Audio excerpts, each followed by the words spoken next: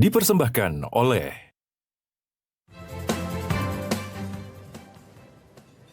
Assalamualaikum warahmatullahi wabarakatuh. Salam sejahtera bagi kita semua. Hadirin yang kami hormati, selamat datang di Yudhistira Ballroom Patra Jasa Office Tower, Jakarta. Dalam acara Economic Briefing 2026. Boleh tepuk tangannya? Terima kasih. Saya Dian Mirza, and I'm gonna be your host for today's event. Sebelum kita memulai acara, izinkan saya terlebih dahulu mengucapkan selamat datang kepada yang terhormat Utusan Khusus Presiden Republik Indonesia Bidang Energi dan Iklim, Bapak Hashim S. Joyo Hadikusumo. Welcome, Pak. Yang kami hormati Menteri Koperasi Republik Indonesia, Bapak Ferry Juliantono. Selamat datang, Pak. Wakil Menteri Pertanian Republik Indonesia Bapak Sudaryono yang akan segera bergabung bersama kita pada hari ini. Direktur Utama Garuda TV Bapak Fahmi M. Anwari. Pada para panelis, seluruh tamu undangan telah hadir dalam forum hari ini. Thank you for allocating your time. Hadirin yang berbahagia, we know that the world is changing. The world is entering a new era of uncertainty and significant global change. Tantangan geopolitik menuntut respons yang cepat dan cerdas. Pemerintah telah menginisiasi berbagai kebijakan strategis yang berfokus pada penguatan stabilitas makroekonomi, termasuk memperkuat ketahanan fiskal, serta menjamin keberlanjutan program kerja prioritas nasional hingga swasembada pangan dan energi. Baiklah Bapak dan Ibu, mengawali acara kita pada siang hari ini, kita simak bersama sambutan pembuka yang akan disampaikan oleh Direktur Utama Garuda TV, Bapak Fahmi M. Anwari. Kami persilahkan.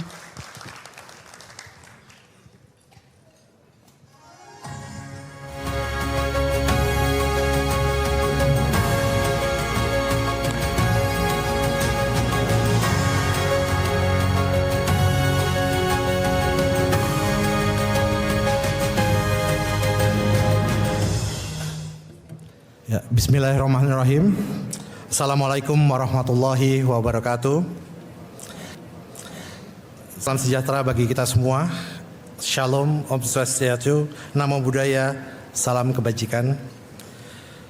Yang saya hormati Bapak Hashim Joyo Hadikusumo, Utusan Khusus Presiden di bidang iklim dan energi.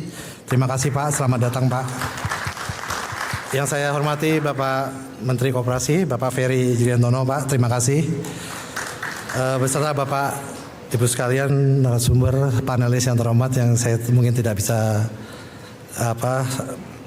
sebutkan satu persatu. Pastinya pertama-tama marilah kita panjatkan kehadirat Tuhan Yang Maha Esa karena atas rahmat dan karunia-Nya kita dapat bersama-sama hadir di forum ini dalam keadaan yang sehat. Atas nama Garuda TV, sebenarnya saya mewakili Pak Sudaryono sebagai founder, sebenarnya Pak Sudaryono founder dari Garuda TV, yang beliau mohon maaf agak telat datang karena ada acara HKTI Pak di luar kota di Palembang, jadi saya mewakili beliau untuk opening di acara ini. Jadi tentunya kami mengapresiasi yang setinggi-tingginya kepada seluruh hadirin yang datang di acara ekonomi briefing hari ini. Dan tidak lupa juga dengan para sponsorship yang hari ini luar biasa banyaknya ya sudah mendukung acara ekonomi brief pada siang ini. Jadi Bapak Ibu sekalian, apa yang menginspirasi untuk kami sebagai Garuda TV untuk mengadakan forum ini adalah bahwa ya, kita menyaksikan saat ini dinamika geopolitik dan ekonomi global yang terus bergerak cepat dan penuh tantangan. Akan tetapi kita lihat bahwa ternyata Indonesia saat ini juga cukup memiliki fondasi yang kuat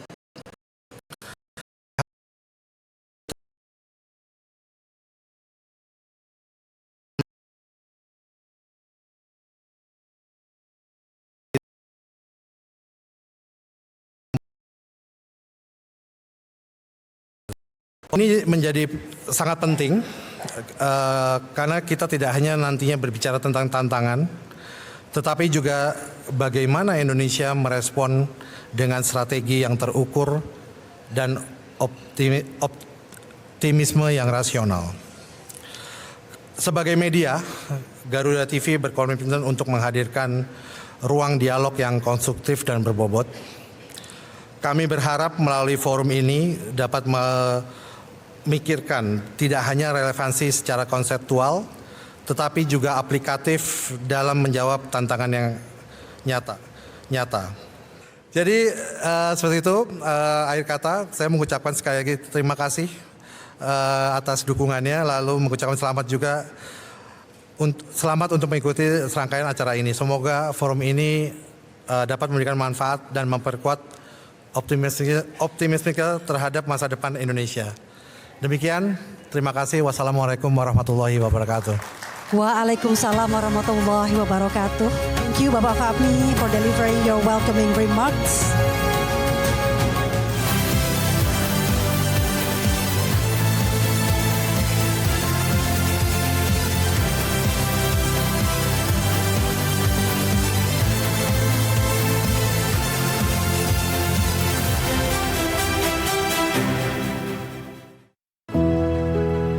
Tidak semua yang menjaga masa depan itu terlihat. Namun kehadirannya selalu terasa pada setiap langkah dan rencana. Dari perlindungan yang menjaga jiwa dan kesehatan keluarga, hingga peluk tenang pada setiap perjalanan. Di sanalah usaha-usaha kecil terus tumbuh dalam kepercayaan yang dijaga dengan nilai dan amanah. Dari titik itu, peluang baru kemudian lahir dan hadir membuka jalan untuk mendorong pertumbuhan yang lebih kuat, yang terhubung dengan satu tujuan guna memperkuat ekosistem dan fondasi. Indonesia Financial Group melayani sepenuh hati, menjaga masa depan dengan integritas sejati. Sekarang cara ngamanin duit harus lebih better. Salah saya apa, Om? Kamu kelebihan belanja, niatnya beli labu, malah beli gantungan lah ibu-ibu. Makanya, kalau duit masuk, langsung dipisah di fitur Pocket Rupiah, lalu kunci dengan kunci pocket yang hanya bisa dibuka lewat ATM atau kantor cabang. Jadi aman. Iya, Om. Aku nggak dipenjara kan? Enggak, Bu. Tolong lebih better atur duitnya ya. Paham kan sekarang? Duit better di My BCA. Patra Jasa mengokohkan bisnisnya melalui 3 pilar bisnis: Hotels and Resorts, Property Investment and Development, dan Services. Sebagai strategi pertumbuhan, kami menghadirkan anak perusahaan untuk memperkuat 3 pilar bisnis utama. Setiap tahun, kami terus bertumbuh. Kami berkomitmen menghadirkan layanan berkualitas, professional touch in every step.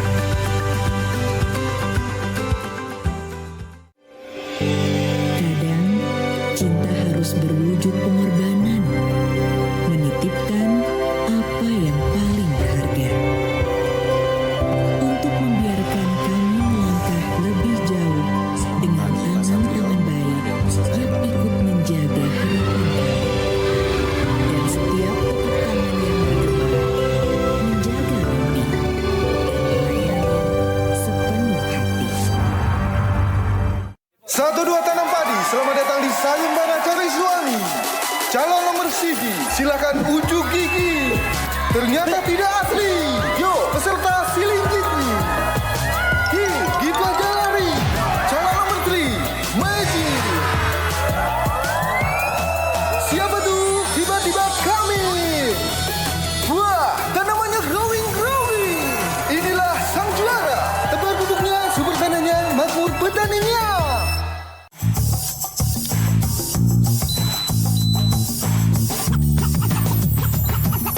Semua mudah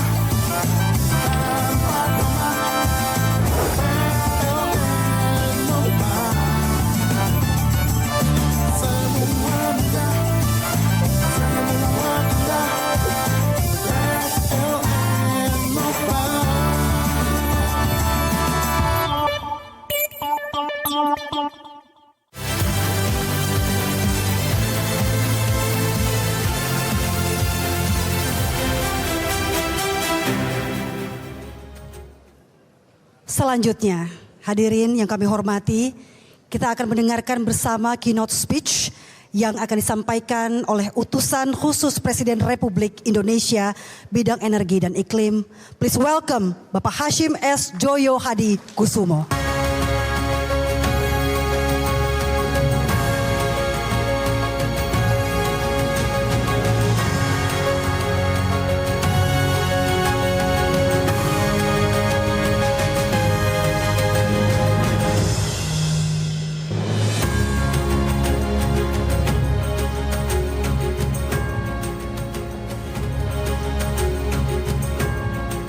Assalamualaikum warahmatullahi wabarakatuh.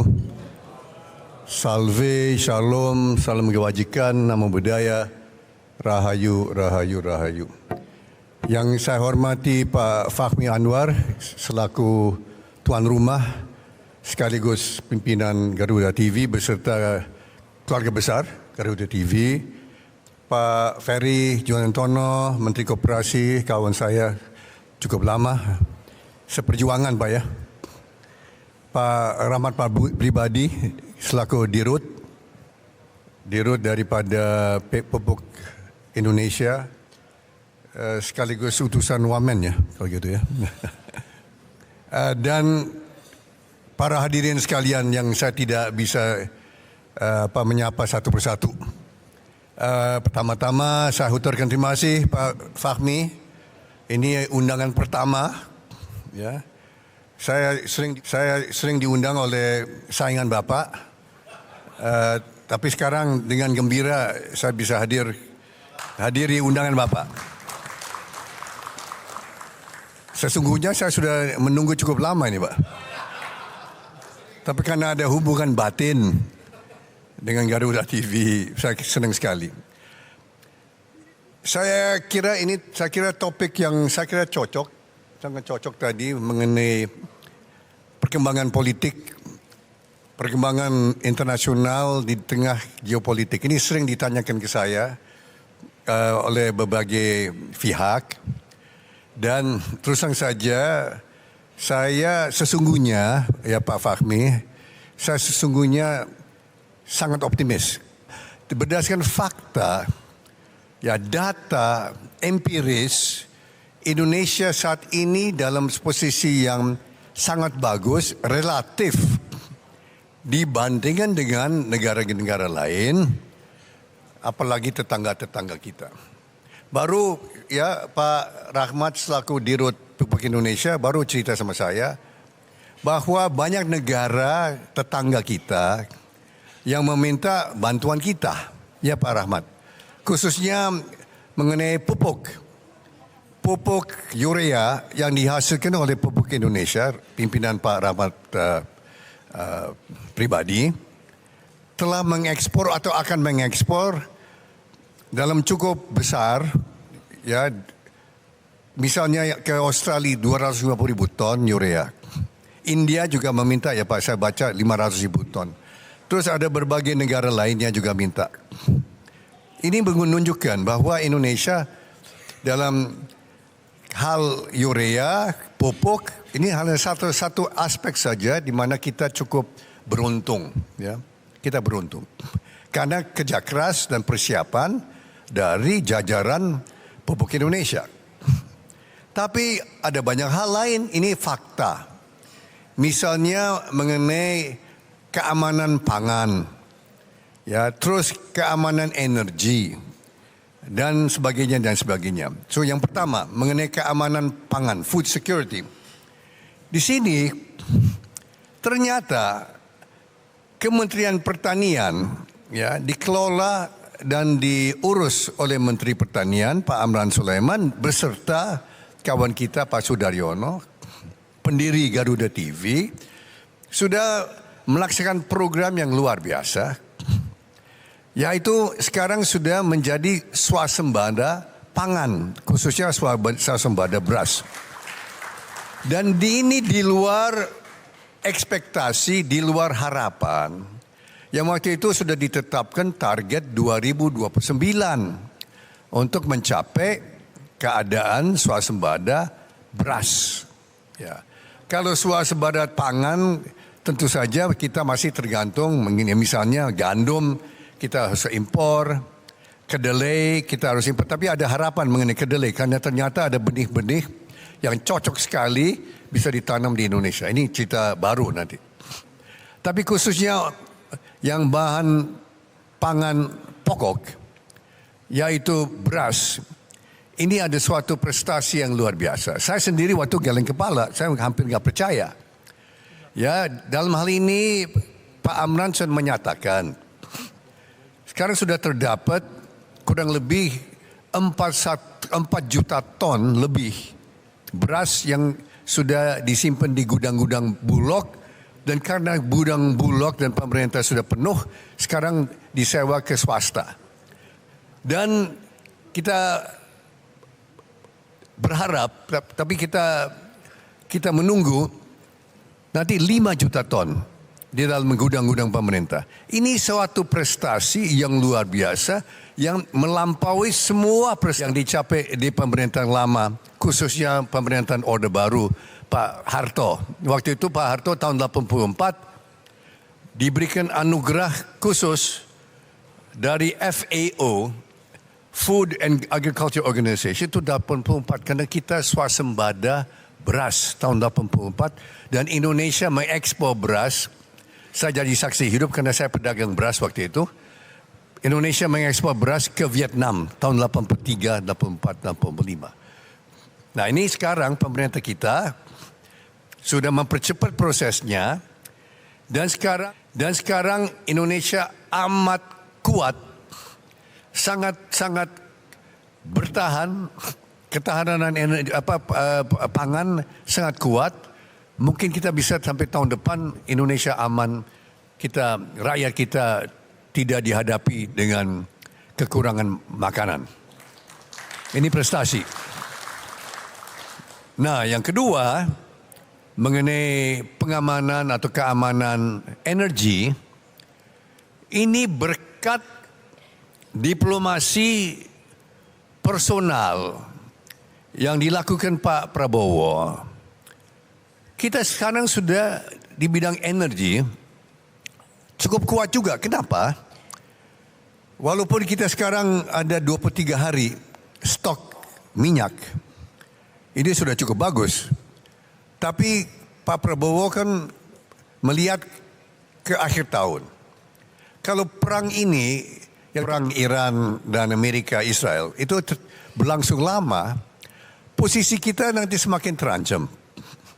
Saat ini Indonesia, ini berdasarkan fakta Pak Fahmi, kalau kita bandingkan dengan nasib negara-negara tetangga, ya apalagi negara Eropa dan lain-lain, Indonesia sangat kuat dalam posisi stok energi. Kita lihat saja di Filipina, minggu lalu sudah ada kenaikan harga 84% harga BBM. 84%. Kita lihat di Vietnam, di Kamboja, di Thailand, di Malaysia dan sebagainya, kurang lebih hampir sama. Ada 60%, ada 50%. Memang Filipina yang paling parah, 84%. Indonesia kenaikan 0%. 0%. Ini juga prestasi yang luar biasa yang kita pakai sebagai bisa menghadapi buzzer-buzzer dan bot-bot yang serang pemerintah tiap hari. Pak Prabowo ke Moskow minggu lalu, saya kira semua sudah tahu dia ke Moskow. Dia ke Moskow bukan untuk foya-foya. Dia Moskow ketemu Presiden Putin selama 3 jam dan dapat komitmen dari Presiden Putin 100 juta barrel minyak itu akan segera dikirim ke Indonesia. 100 juta dengan harga khusus. Dan apabila Indonesia perlu lagi tambahan, sudah ditambah 50 juta. Maka Indonesia sekarang sudah ada komitmen dari pemerintah Rusia 150 juta barrel kita nanti bisa simpan di Indonesia untuk hadapi masalah-masalah gejolak ekonomi. So saya kira itu kenapa saya optimis. Food kita, pangan aman, energi kita aman, sistem fiskal kita aman, lebih banyak kita bisa improve, bisa perbaikan. Saya kira demikian ya, dan ini saya betul-betul sesungguhnya saya optimis kita bisa melalui badai-badai geopolitik dalam waktu ya, saya kira mungkin 1 tahun kita aman, kita nggak tahu ya ini perang bisa berapa lama. Saya kira dari saya begitu ya, mungkin kalau ada pertanyaan silakan. Terima kasih. Baik, please remain on stage Pak Hasyim. Please remain on stage, tetap di atas panggung Pak Hasyim, mohon izin karena akan ada prosesi penyerahan plakat dan juga sesi foto bersama. Untuk itu kami undang kembali yang terhormat Direktur Utama Garuda TV Bapak Fahmi M. Anwari.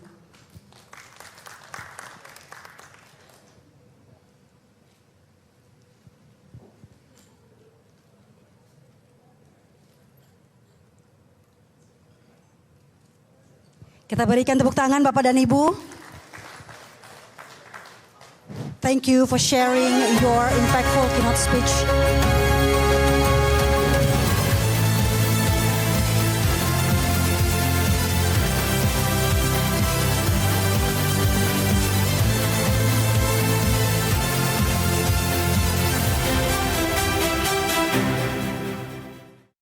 Satu dua tanam padi, selamat datang di Sayembara Cariswangi. Calon nomor siji, silakan ujuk gigi. Ternyata tidak asli. Yo, peserta siling gigi. Gitu aja lari. Calon nomor 3, Magic. Siapa tuh? Tiba-tiba kami. Wah, tanamannya growing. Inilah sang juara. Tempat duduknya, sumber tanahnya, makmur petaninya.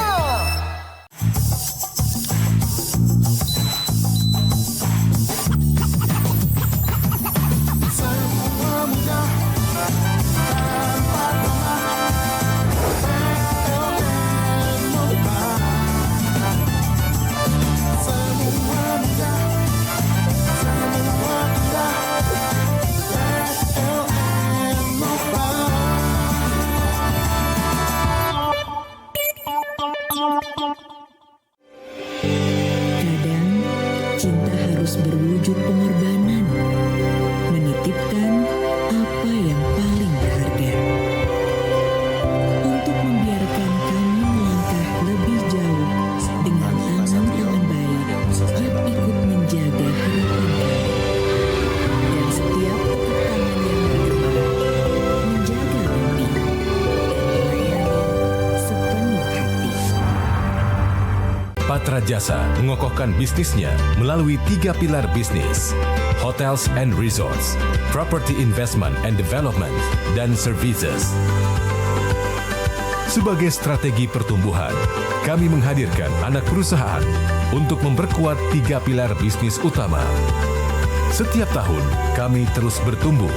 Kami berkomitmen menghadirkan layanan berkualitas, professional touch in every step. Sekarang cara ngamanin duit harus lebih better. Salah saya apa, Om? Kamu kelebihan belanja, niatnya beli labu, malah beli gantungan lah ibu-ibu. Makanya, kalau duit masuk, langsung dipisah di fitur Pocket Rupiah, lalu kunci dengan kunci pocket yang hanya bisa dibuka lewat ATM atau kantor cabang. Jadi aman. Iya, Om. Aku nggak dipenjara kan? Enggak, Bu. Tolong lebih better atur duitnya ya. Paham kan sekarang? Duit better di My BCA. Indonesia, a land of natural beauty and cultural diversity. We are building a new tourism ecosystem, integrating all our assets from airport and cargo services, tourist destination development, heritage and attraction management, hotels, retail management, to international events and our creative industries.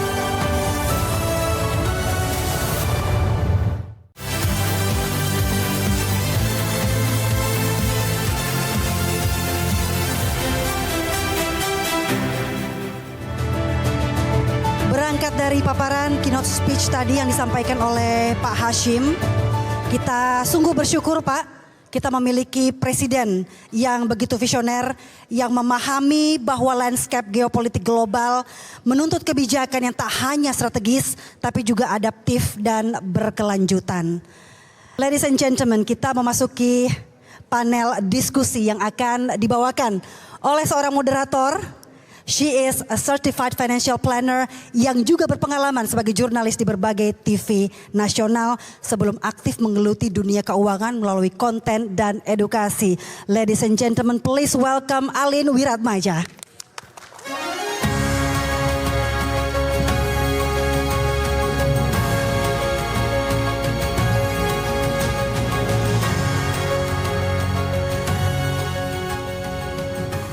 Terima kasih rekan saya Dian Mirza. Assalamualaikum warahmatullahi wabarakatuh. Salam sejahtera, Om Swastiastu, Namo Buddhaya, salam kebajikan. Sebuah kehormatan buat saya Aline Wiratmadja dipercaya untuk memandu jalannya sesi panel kita yang pertama. Kita sudah menyaksikan bersama-sama betapa efek dari tensi geopolitik Amerika Serikat dengan Iran ini berdampak ke berbagai lapisan perekonomian. Paling tidak masuknya lewat dua faktor, yaitu volatilitas harga energi dan tekanan rantai pasok global. Ini pastinya menguji kekuatan fiskal kita, kemudian juga kita melihat gejolak di pasar finansial dan tentunya menambah tekanan yang dirasakan masyarakat maupun juga pelaku ekonomi di perekonomian real. Nah, di tengah ketidakpastian seperti ini, kita jadi semakin merasakan betapa pentingnya, betapa urgentnya penguatan ketahanan pangan dan energi. Swasembada pangan dan energi seperti yang telah digaungkan lewat Asta Cita. Dengan sukacita saya memanggil narasumber kita atau panelis kita untuk sesi yang pertama. Please join me in welcoming our esteemed panelists.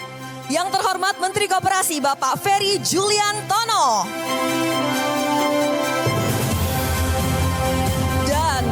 Deputi Bidang Koordinasi Usaha Pangan dan Pertanian Kemenko Pangan, Ibu Widya Stuti.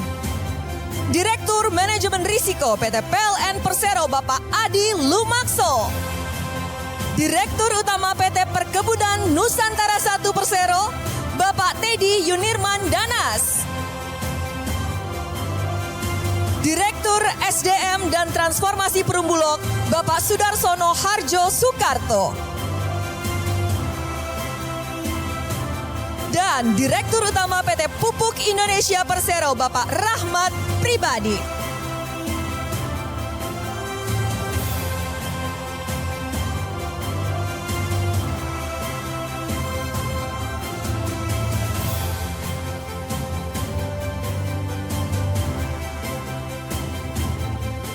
Tema yang sangat penting sekali dan relevan, semakin terasa urgensinya untuk kita akselerasi bersama ketahanan pangan dan juga ketahanan energi. Saya mau mulai dari ketahanan pangan. Tadi diapresiasi ya Bu, kita insya Allah aman di tengah tensi geopolitik global dan juga ada risiko El Nino ya Bu ya. Kalau dari Ibu Widya Stuti sendiri seperti apa Bu selama ini menjaga ketahanan cadangan pangan nasional terutama dalam situasi krisis global atau tensi geopolitik seperti saat ini? Cadangan pangan nasional dalam situasi krisis global, kita harus percaya bahwa Bapak Presiden ingin mencapai untuk swasembada pangan. Nah, ini harus diawali dari sisi ketahanan pangan terlebih dulu. Nah, ada beberapa yang sudah dilakukan secara sinkronisasi, koordinasi dan pengendalian. Bagaimana mencapai hal tersebut? Nah, sesuai dengan Inpres 14 2025 yaitu terkait percepatan pembangunan kawasan swasembada pangan, energi dan air nasional. Nah, ini secara inklusif semuanya harus berjalan.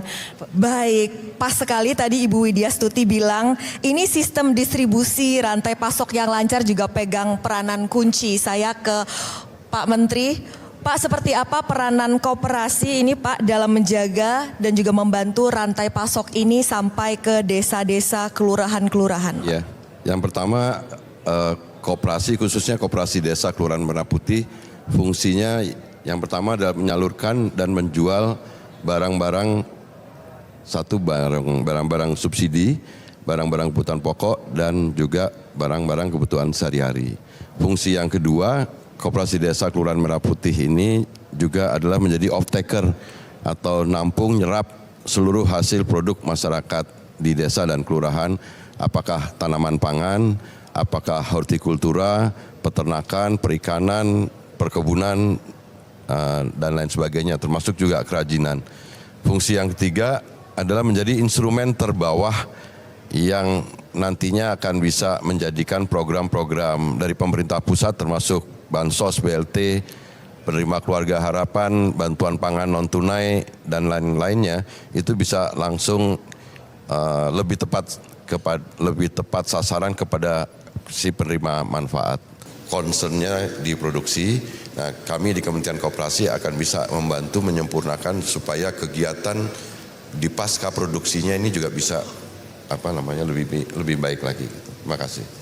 Peran strategis yang dimainkan oleh koperasi ini sampai di tingkat desa dan juga kelurahan tadi ya Pak ya. Saya ke Bapak Teddy Pak. Jadi tadi dikatakan oleh Pak Menteri bahwa ini kita bukan cuma mau food security, sesuai arahan kita mau food sovereignty. Tentunya kita nggak bisa sendiri, sinergitas ini penting, sinkronisasi kalau tadi Bu Widya Stuti bilang. Dari PTPN sendiri, PT Perkebunan Nusantara 1 Persero, seperti apa Pak? Boleh diceritakan proses transformasi dan perkembangan portofolio bisnisnya untuk bisa juga bersama-sama mendukung apa yang kita ingin capai ini Pak. Food security and food sovereignty. Peranan PTPN terkait dengan tadi disampaikan oleh Pak Menteri mengenai kedaulatan pangan, PTPN ini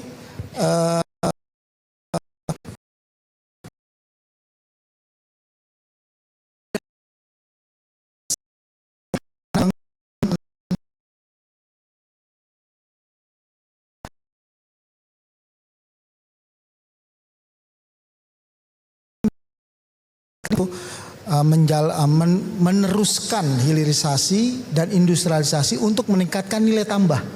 Di sini PTPN sudah akan menjalankan misi-misi untuk program-program kedaulatan pangan ini. Seperti kita akan berencana akan mengembangkan bioetanol untuk energi, kemudian akan mengembangkan hilirisasi kelapa. Kita tahu bahwa kelapa itu adalah kita penghasil saat ini mungkin nomor 2 setelah Filipina. Tapi kita akan menuju kepada peringkat pertama sebagai produsen kelapa. Selama ini kelapa kita dijual hanya bahan baku saja. Sementara kita tidak menikmati nilai tambahnya. Nah, inilah kita akan bangun beberapa titik pabrik pengolahan kelapa terintegrasi. Kemudian juga kita akan bangun etanol baik dari jagung maupun dari ubi kayu. Ya, kemudian juga ada beberapa program hilirisasi kita, termasuk adalah bagaimana kita akan membangun dalam tahun ini juga kita akan membangun pala, Pak. Baik, saya ke PT PLN Persero dulu, Pak Adi, Pak. Jadi kan gara-gara tensi geopolitik ini kita yang tadinya mungkin gak punya mobil listrik jadi mikir mungkin perlu nambah. Pastinya juga banyak yang perlu dipersiapkan ya Pak untuk semakin kita transisi ke energi baru terbarukan. Mungkin dari situasi yang paling recent dulu Pak, bagaimana rencana PLN untuk meningkatkan porsi energi terbarukan dalam bauran energi nasional? Terima kasih.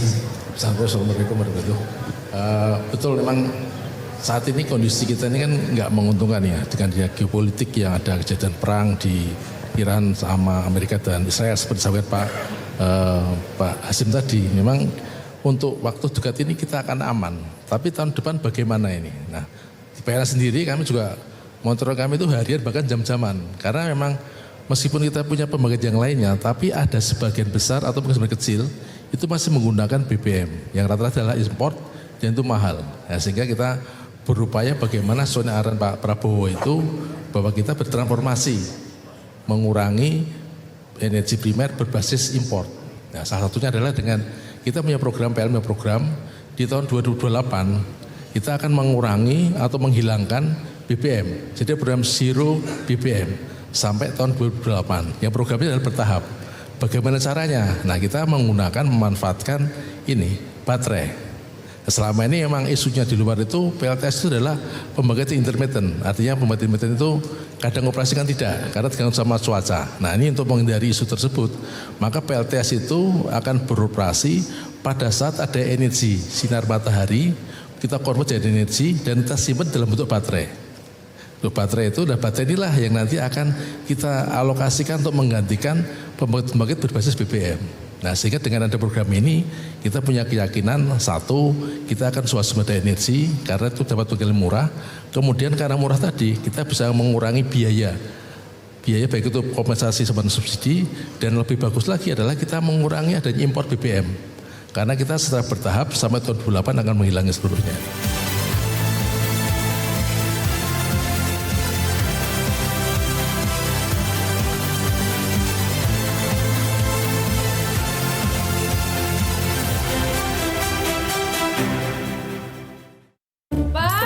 Bisa-bisanya keluarga Pak Dika. Bapak! Antara adek buka tabungan yuk. Lah, hari ini kan Sabtu, Dek. Nggak bisa dong. Bisa. Nggak bisa. Bisa. Nggak bisa. Bisa. Pakai Liben aja. Kapan aja, di mana aja, bisa. Tinggal selfie. Langsung jadi, nggak perlu video call. Wih, mantep banget. Dibilangin. Liben aja, semua bisa. 1, 2 tanam padi, selamat datang di Sayembara Cari Suami. Calon nomor Sidi, silakan ujuk gigi. Ternyata tidak asli. Yo, peserta siling gigi. Gita Jalari. Calon nomor 3, Magic. Siapa tuh? Tiba-tiba kami. Wah, tanamannya growing. Inilah sang juara. Tempat duduknya, sumber tanahnya, makmur petaninya.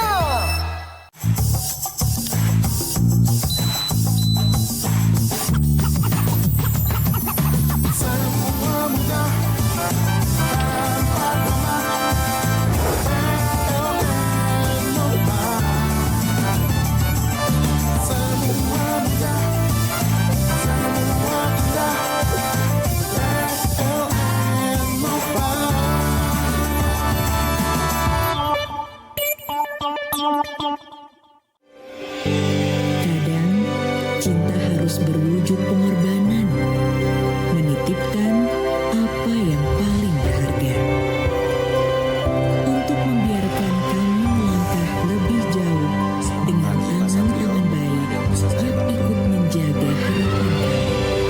Dan setiap tepuk tangan yang bergema menjaga mimpi dan melayani sepenuh hati. Indonesia, a land of natural beauty and cultural diversity. We are building a new tourism ecosystem, integrating all our assets from airport and cargo services, tourist destination development, heritage and attraction management, hotels, retail management, to international events and our creative industries.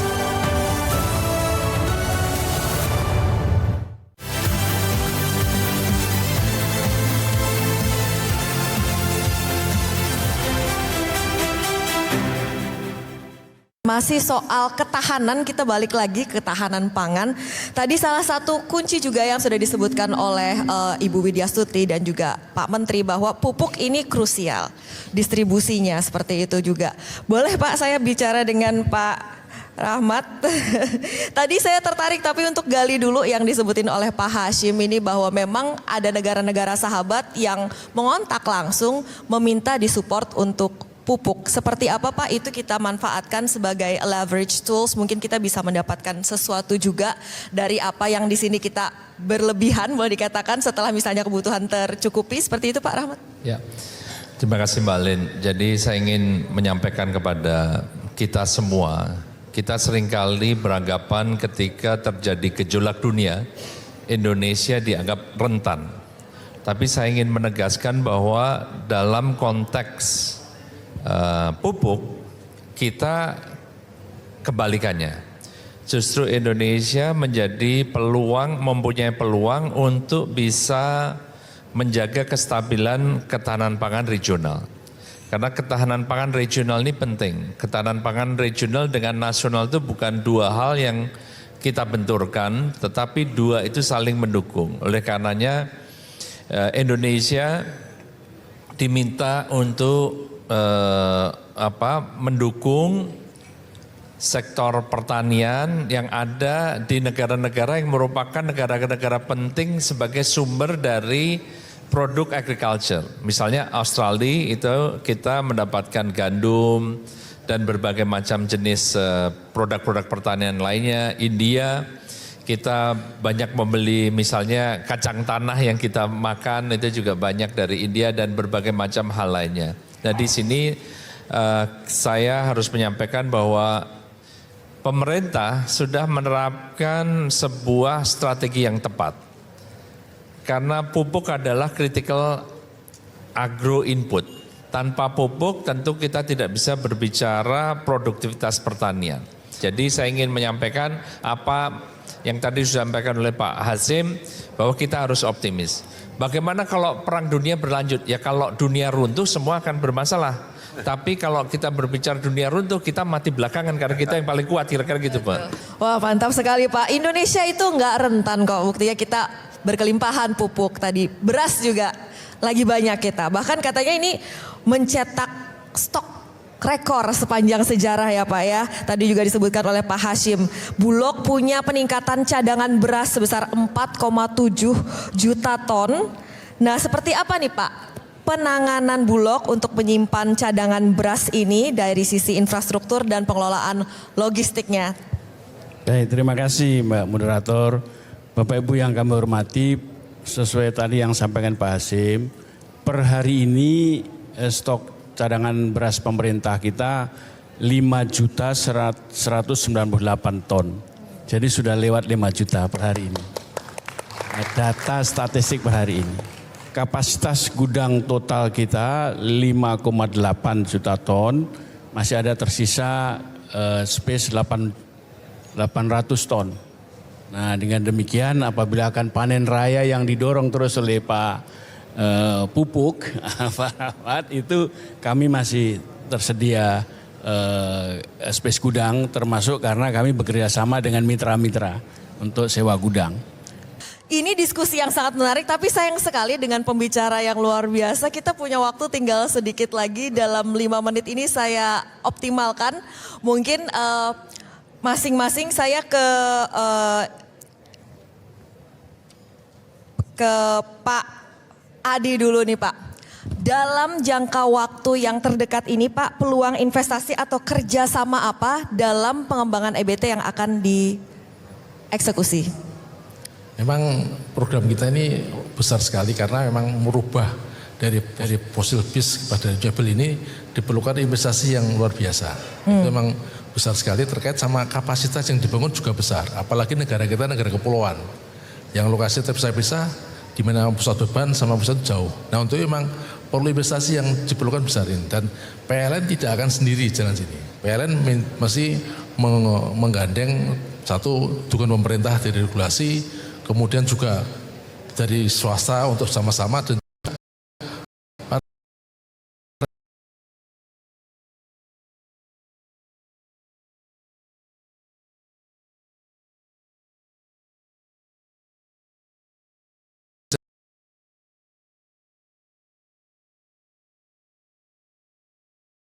strategi yang akan dilakukan oleh PT Pupuk.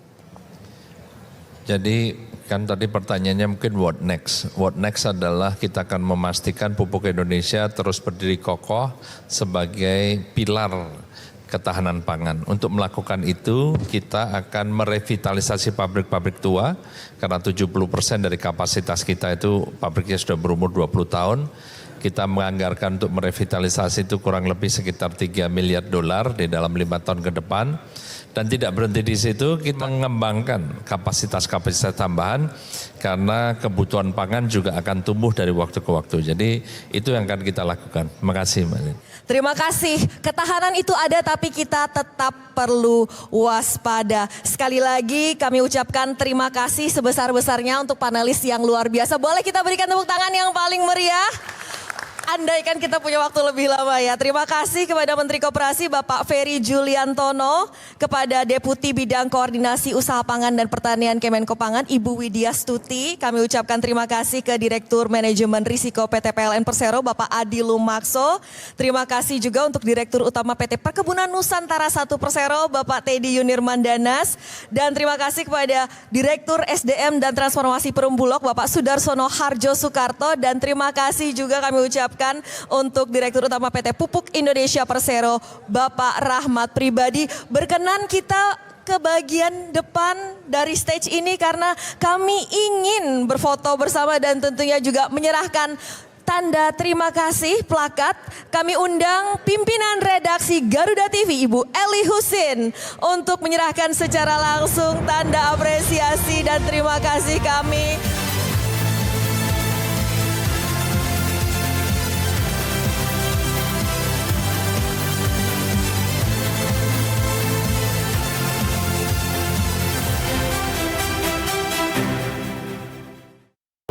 Indonesia, a land of natural beauty and cultural diversity. We are building a new tourism ecosystem, integrating all our assets from airport and cargo services, tourist destination development, heritage and attraction management, hotels, retail management, to international events and our creative industries.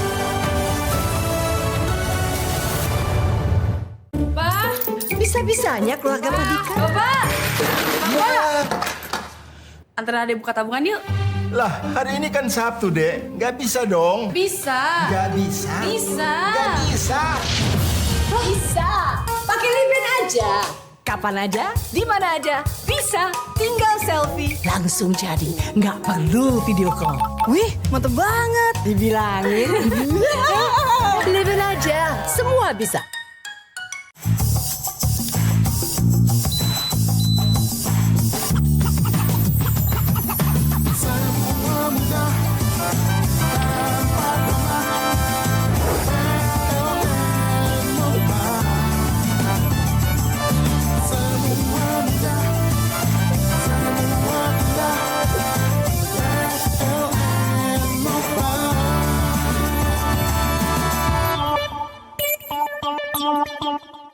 Patra Jasa mengokohkan bisnisnya melalui 3 pilar bisnis: Hotels and Resorts, Property Investment and Development, dan Services. Sebagai strategi pertumbuhan, kami menghadirkan anak perusahaan untuk memperkuat 3 pilar bisnis utama. Setiap tahun, kami terus bertumbuh. Kami berkomitmen menghadirkan layanan berkualitas, professional touch in every step.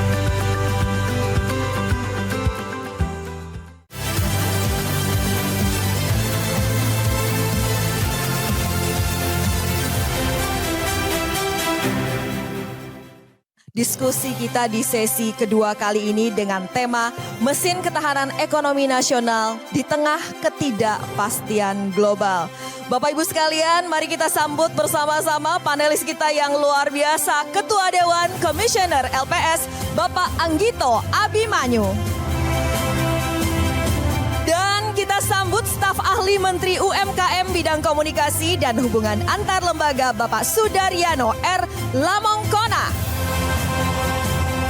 Bapak Sudaryano R. Lamongkona, agak keselip dikit saya tadi Pak. Baik, dan panelis kita selanjutnya Head of Mandiri Institute, Bapak Andre Simangunsong. Dan kita sambut bersama Corporate Secretary PT Perkebunan Nusantara 1 Persero, Bapak Aris Handoyo.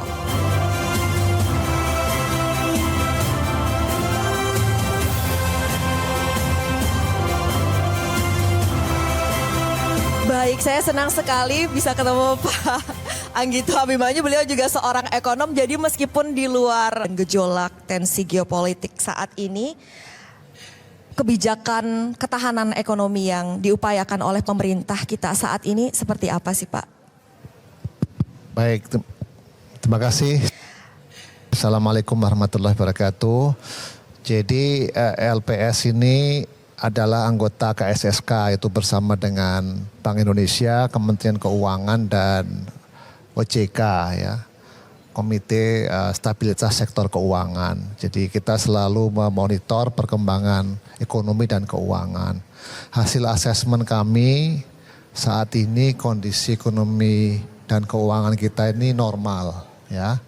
Itu dari berbagai macam indikator, kita termasuk ekonomi yang resilience terhadap gejolak, baik sebelum geopolitik, krisis geopolitik, maupun setelah respons terhadap krisis geopolitik. Meskipun demikian, forward lookingnya atau kedepannya kita harus waspada ya istilahnya. Jadi normal dan waspada itu adalah suatu terminologi di dalam sektor keuangan yang setiap pertemuan 3 bulan sekali kami menyampaikan kepada publik kondisinya.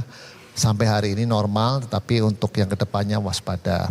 Waspada itu macam-macam ya, karena kita akan menghadapi berbagai macam event-event penting, baik itu peringkat review dari lembaga-lembaga peringkat, ini sudah dilakukan oleh Moody's sama Fitch, dan ke depan oleh S&P dan beberapa lembaga rating yang lain. Kita harus menyampaikan komunikasi yang baik kepada para lembaga rating supaya rating kita sebagai investment grade ataupun lembaga atau negara yang memiliki peringkat investasi ini bisa dipertahankan. Kalau dari Bapak sendiri sejauh ini bagaimana melihat Indonesia memitigasi dan juga menavigasi situasi seperti ini, dan memang kalau misalnya terus berlanjut seperti itu, apa risiko dan tantangan yang tetap perlu kita antisipasi Pak? Tadi isu ini sebenarnya isu menarik ya, kalau kita lihat apa yang terjadi di Timur Tengah ya, ya memang ini jadinya seperti naik turun gitu. Tapi paling tidak apa yang kami lihat adalah ini sinyal untuk bagaimana mencari solusi, meredam konflik ya. Ini sudah kelihatan dan ini market melihat ini suatu sinyal positif ya. Kalau kita ingat ketika masa awal perang kemarin ya, terutama di akhir Maret ya, itu harga minyak sempat menyentuh 118 US dollar ya per barrel. Sekarang ya fluktuasi antara 90 sampai 100, tapi overall ini lebih rendah gitu.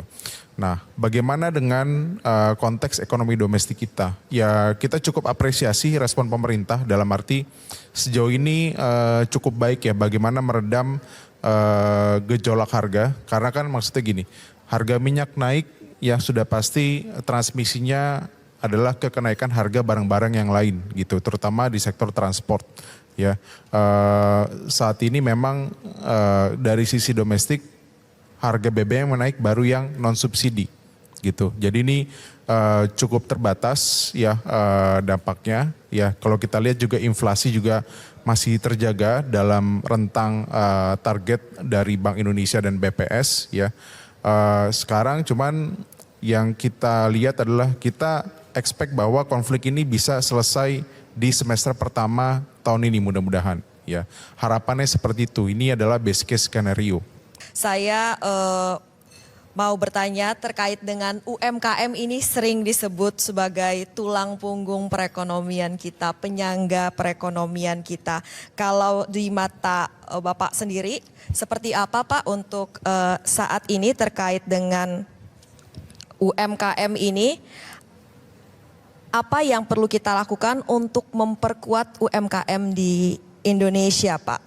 Dan juga kalau bisa kita peran UMKM ini tidak hanya rantai pasok di domestik tapi juga bisa naik kelas misalnya ke regional. Silakan Pak. Baik. Terkait dengan peran UMKM di tengah situasi global saat ini Mbak. Dengan jumlah UMKM sebesar kurang lebih 59 juta gitu. Dan berkontribusi terhadap PDB kurang lebih 61%, dan serapan tenaga kerja itu kurang lebih 97%. Ini perlu didorong karena memang UMKM itu sudah teruji di tengah berbagai krisis yang kita alami. UMKM ini tetap stabil di dalam proses pelaksanaan usaha, sebab UMKM itu tersebar di daerah dan kemudian ini menjadi potensi lokal untuk memperkuat ketahanan ekonomi yang ada di daerah gitu. Nah, terkait dengan situasi global saat ini, tentu ini sangat berpengaruh dengan supply chain gitu. Olehnya pergerakan rantai pasok ini UMKM selain di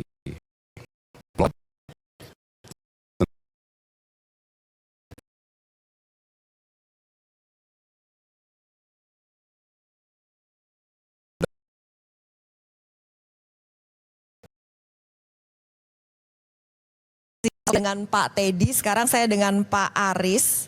Tadi kita banyak bicara juga untuk hilirisasi, penambahan nilai seperti itu ya Pak ya, value added. Ini salah satu produk yang kita dengar adalah soal cigar diplomacy. Ini maksudnya seperti apa nih Pak? Bagaimana kita bisa membuat Indonesia dilirik, menarik, atraktif melalui ini? Baik, terima kasih. PTPN merupakan suatu perusahaan perkebunan nasional yang sudah cukup panjang perannya di Indonesia. Dan tentu PTPN tidak hanya melakukan ekspor terhadap raw material, tapi juga kita mencoba menambah added value terhadap produk-produknya.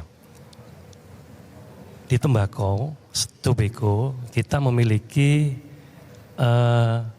lini-lini produksi sigar yang itu merupakan sigar yang tidak kalah dengan yang dibuat oleh negara-negara penghasil cerutu terbaik dunia. Kita tentu tahu, dengar yang namanya Cohiba, Partagas, kemudian ada Monte Cristo, Romeo Julieta, yang mungkin itu merupakan brand-brand nasional, tetapi PTPN memiliki produk yang bisa menjadi kebanggaan Indonesia. Kenapa? Karena pada saat kita memperkenalkan produk tersebut di event G20 di Bali, responnya tentu sangat luar biasa dari para kepala negara pada waktu itu. Kita memiliki produk-produk sigar yang berasal dari kebun-kebun terbaik kita yang ada di Jember, Jawa Timur, kemudian di Klaten, Jawa Tengah, dengan brand produk Golden Jawa.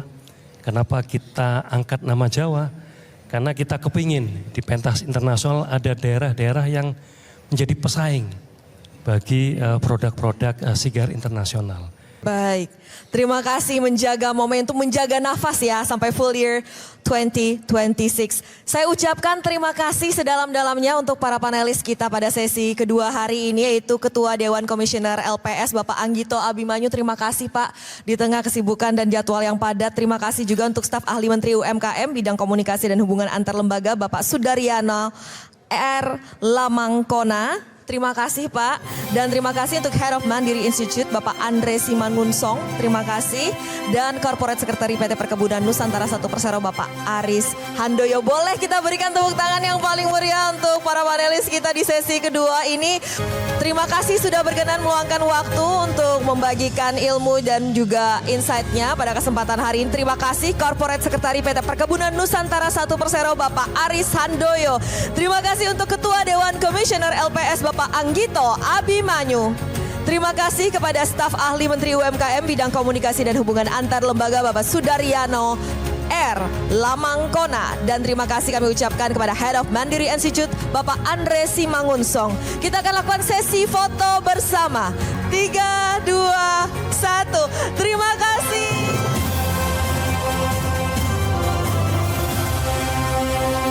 Dipersembahkan oleh